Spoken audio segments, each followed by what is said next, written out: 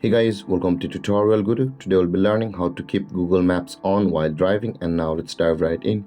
Now, in order to keep Google Maps on while driving, first open up your Google Maps application, guys. And after opening your Google Maps application, now in order to keep the Google Maps on while driving, let's choose a destination over here first, and I'll be just typing in our close address. And you can see, guys, after you have chosen your address over here to where you want, you can see the directions button over here of our route. Now, in order to turn or keep Google Maps on while driving, you can see the start button over here. Either you are on the driving mode or the walking mode or on a train, and you can see the start button over here at the bottom left corner of this interface.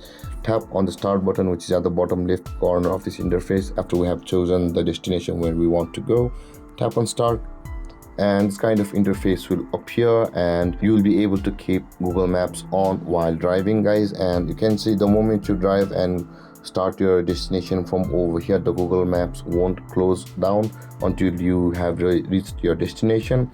And with that being said, guys, this is how to keep Google Maps on while driving. And if you have any confusions or questions regarding the topic, feel free to comment in the comment section below, and don't forget to like, subscribe, and hit that bell icon for more videos. Thank you for watching, guys. Peace.